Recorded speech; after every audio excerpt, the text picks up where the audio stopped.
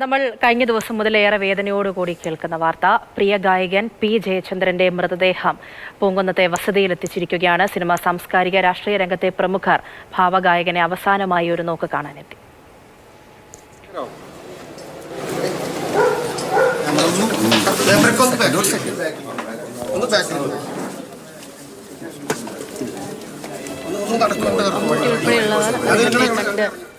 തിരികെ പോകുന്ന അവസാനമായി അദ്ദേഹത്തിന് അന്ത്യാഞ്ജലി അർപ്പിച്ച് തിരികെ പോകുന്ന ദൃശ്യങ്ങളാണ് നമ്മൾ കാണുന്നത്. ഒരു പക്ഷേ നമ്മളെ എല്ലാ വികാരങ്ങളിലും നമുക്കൊപ്പം നിന്നിട്ടുള്ള ശബ്ദമാണ് പി ജയചന്ദ്രൻ്റെത്. ആ ശബ്ദം നിലച്ചിരിക്കുന്നു. ആ ഭാവഗായകൻ വിട ചൊല്ലുന്നു എന്നുള്ളതാണ്. മുഹമ്മദ് ഷഹീദ് വിവരങ്ങൾ നൽകാനായി നമുക്കൊപ്പമുണ്ട്. ഷഹീദ്, അവസാനമായി ഒരു നോക്ക് കാണാൻ ഒരുപാട് പേർ അദ്ദേഹത്തിന്റെ വസതിയിലേക്ക് എത്തുന്നുണ്ട്. നടപടിക്രമങ്ങളൊക്കെ എങ്ങനെയാണ്, പറയും?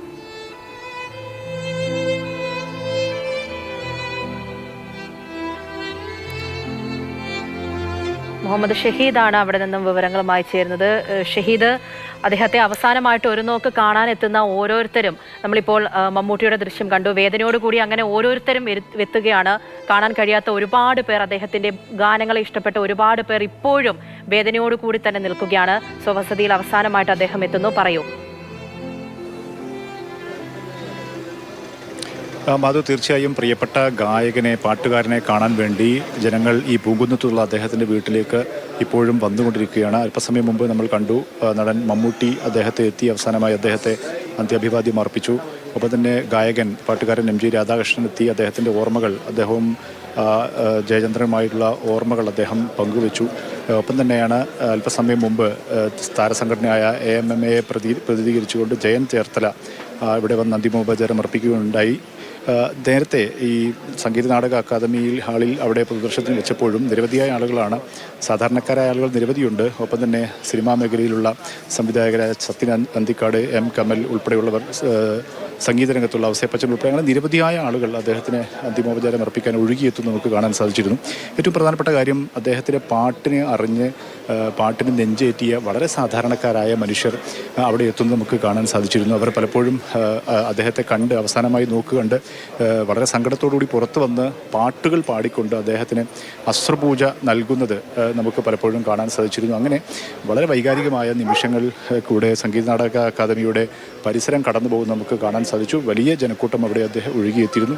അതിനുശേഷമാണ് ഉച്ചയോടുകൂടി ഇപ്പോൾ ഇവിടെയുള്ള പൂങ്കുന്നത്തുള്ള വീട്ടിലേക്ക് ഇപ്പോൾ മൃതദേഹം കൊണ്ടുവന്നിട്ട് ഇവിടെയാണ് ഇപ്പോൾ മൃതദേഹം ഉള്ളത്. ബന്ധുക്കളും അടുത്ത ബന്ധുക്കളും അദ്ദേഹത്തിൻ്റെ അടുത്ത സുഹൃത്തുക്കളും ഒക്കെ ഇവിടെയുണ്ട്. ഇവിടേക്ക് ഇപ്പോഴും ആളുകൾ, നേരത്തെ ഞാൻ സൂചിപ്പിച്ചത് മമ്മൂട്ടി ഉൾപ്പെടെയുള്ള ആളുകളൊക്കെ ഈ പൂങ്കുന്നത്തുള്ള വീട്ടിലേക്കാണ് വന്നുകൊണ്ടിരിക്കുന്നത്.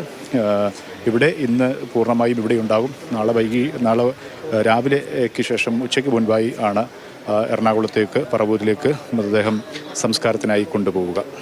മാധു. മുഹമ്മദ് ഷഹീദാണ് വിവരങ്ങൾ നൽകുന്നത്. അത്യന്തം വേദനാജനകമായിട്ടുള്ള കാഴ്ചകൾ തന്നെയാണ് അവിടെ കാണാൻ സാധിക്കുന്നതും.